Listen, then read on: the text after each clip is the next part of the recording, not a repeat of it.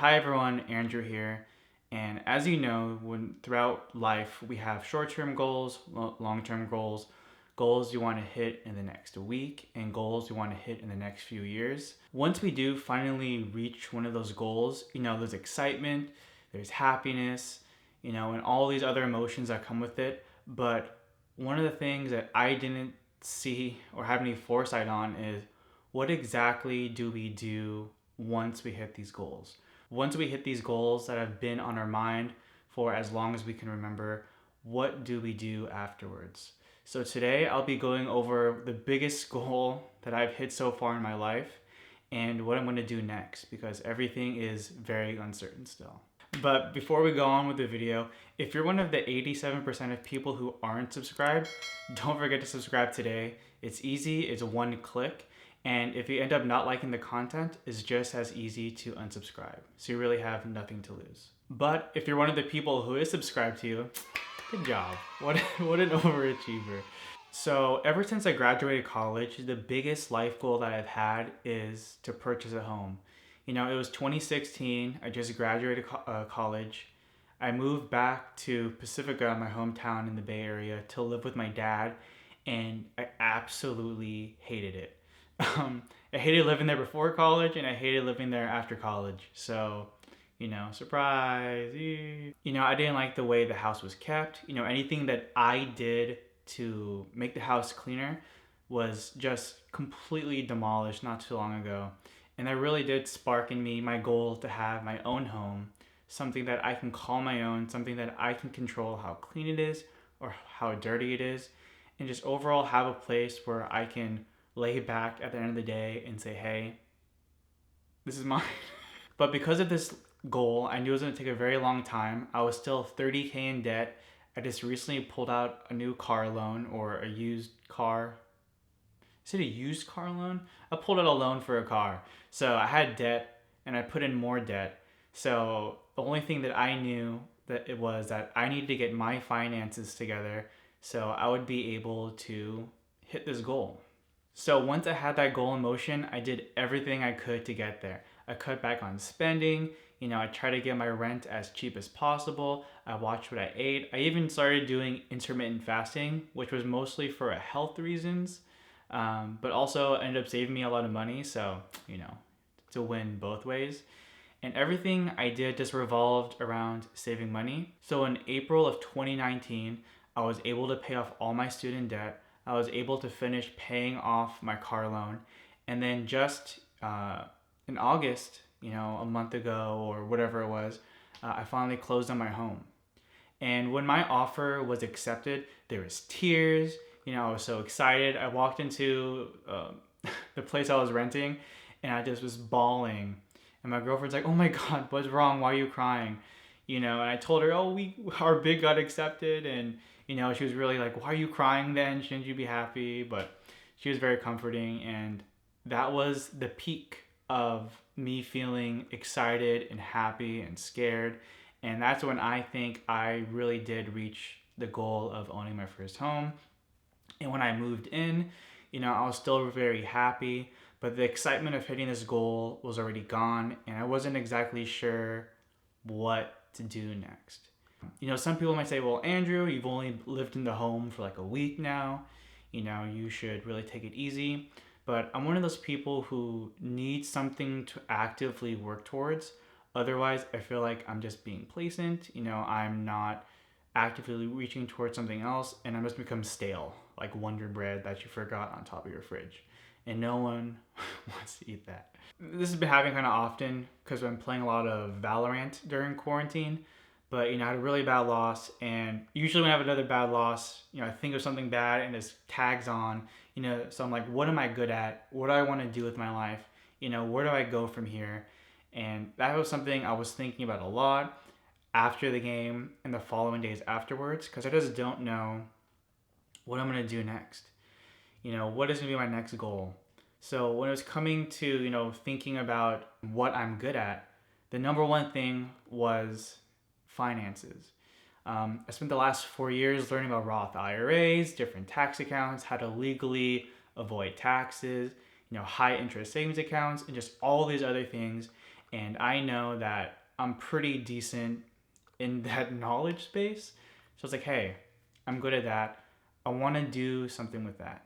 And as I was thinking about all those things, all the finances stuff I've learned, I thought about, why didn't I learn any of this in high school? Why did I not learn about any of this in college?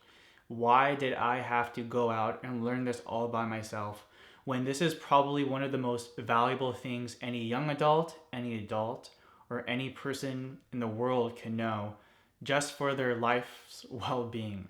It's something that's extremely important. And going back and looking at high school, the teachers are amazing, they're doing their job, but what they were forced to teach us just wasn't helpful. The mitochondria is the powerhouse of the cell, or Tonstoffel, or learning about all these classical books. Yes, it was for the standardized testing that we needed, but everyone knows it doesn't really help you, or not everything helps you with the longevity of what you're going to do in your lifetime.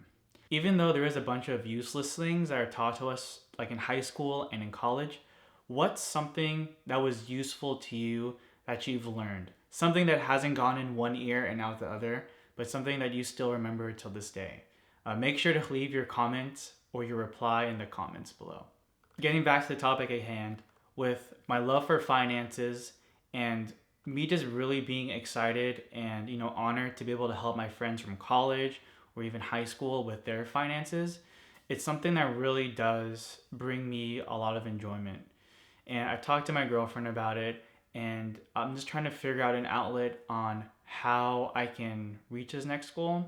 So my next goal in life is to make finance information easily digestible, or easy to digest for the average day person. There is so much jargon thrown around, so many acronyms. A lot of people are thrown off with it, and a lot of people just decide to keep their money in a savings account, a Wells Fargo saving account that gets you 0.01% return. You might as well use a checking account at that point. So my day job is a front-end programmer or software developer, whatever you want to call it. So I could try to make a website that makes it easier for people to digest information. But when it comes down to it, I don't like reading information too much. So I wouldn't want to put that kind of information out there all readable. I've tried to make some finance posts on LinkedIn, and they've been pretty okay. I'm excited that people read them and people leave comments on them, especially from work or from past work places I worked at. I firmly believe the number one way I'm going to be able to reach my next goal is to make more YouTube videos. To be able to make a video and have hundreds of thousands of people watch it, even though I haven't got there yet, is something that really excites me. It's really exciting to know that I have friends and family and total strangers watch these videos and get something out of it. The goal for every video that I have is that people leave with something that they didn't have before, or at least add on to something that they already knew. But some of you might ask, why is it important for people to know more about finances? Why is it important? Whether we like it or not, our whole world revolves around money. If you don't have enough money, you're feeling the anxiety and the pressure of your bills coming up, and it's all the things that come with not having money, not being able to pay rent, your food, an unexpected car problem. It's just stressful. And I remember having that, in college when I was a broke college student, and even afterwards when I was having a stable, 8 to 5 job. But money can also be an incredible thing that gives you a security blanket to allow you to go and pursue your passions. Like if you want to go and become a famous painter and you have $10,000 in the bank and you live at home, you have a very long burn rate to achieve that goal.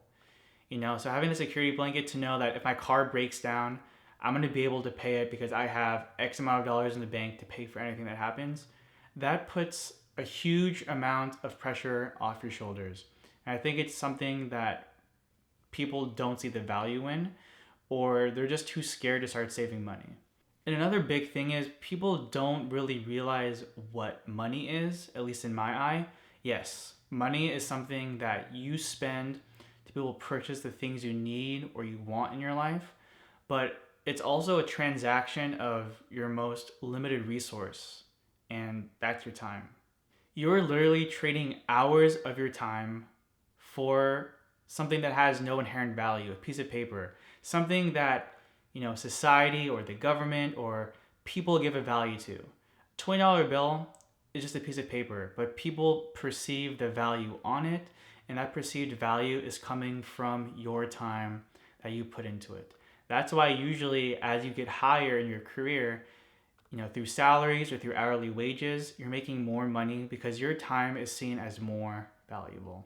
I really think everybody should manage their own money and know what's going in and out of their accounts at all time. And my goal is to make it as easy as possible for people to get there. So that's everything that I have for the video today. Thank you so much for watching. If you like this video, don't forget to subscribe and hit the notification bell. And while you're here, you might as well like, comment, and share this video with somebody. Because the only way, I'm gonna be able to reach this goal, and the only way to teach other people is to know.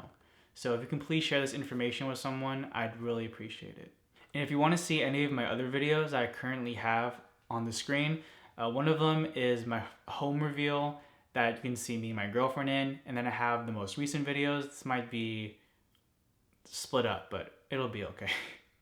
Hey, once again, thank you so much for watching, and I hope to see you all again soon. Yeah. Okay, first video in the house is done. Okay.